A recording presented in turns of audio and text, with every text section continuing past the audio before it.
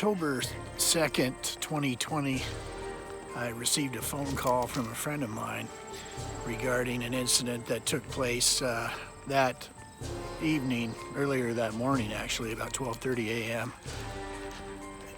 That was disturbing to her family. Her aunt had contacted her that night she had gotten off work. It was a Friday morning at 12:30. She had normally was home about an hour earlier than that, and she was out in her garage having a cigarette and speaking to this friend of mine's mother on the phone. This area is near a lake that is a wildlife management area, and I had been there 2 years, or in 2017, March of 2017, and did an investigation on some activity that I believed had BigFoot, purported BigFoot activity, and had possible evidence that they were in that location. I did see some tree structures at that time, but I didn't see much on the property that I was looking at. It was mainly in the wildlife management area. So the report that was given to me was disturbing in a few ways, in that this is a fairly common behavior that we've seen with hominids. The woman who was on the phone, she had heard a cry coming from the tree line outside. She was standing in her garage. She had her door open, and she could see or hear something breaking through the brush, the trees, and a cry of a lamb that sounded to her like it was being tortured.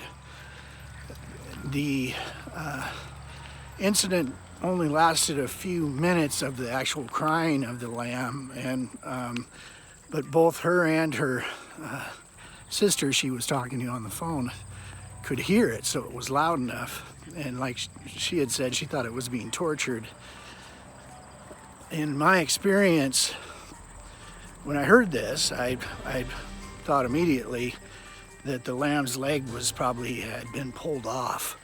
In my experience, I found deer legs, fawns with their fawn legs on bike trails where their legs had been pulled off, and typically they'll pull it off at the joint, and you'll just find a fawn leg laying along a trail or in the woods.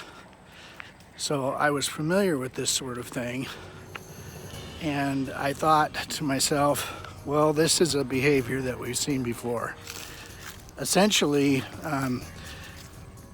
getting more information, there had been some indicators. There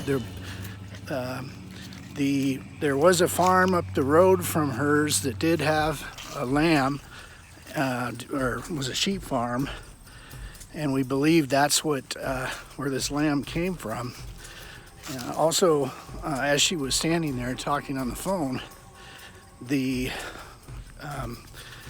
branches and breaking of the timber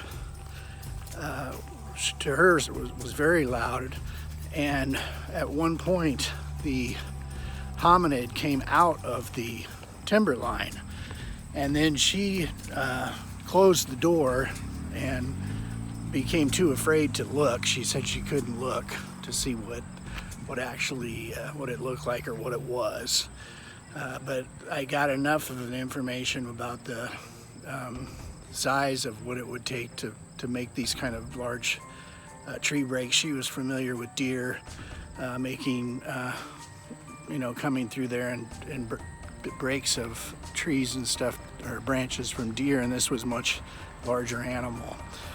So I've attached some pictures from my research in that area in 2017, and I just want this story of the lamb's leg pulled off, which is very common occurrence, though it is disturbing, is something that we do see with hominids.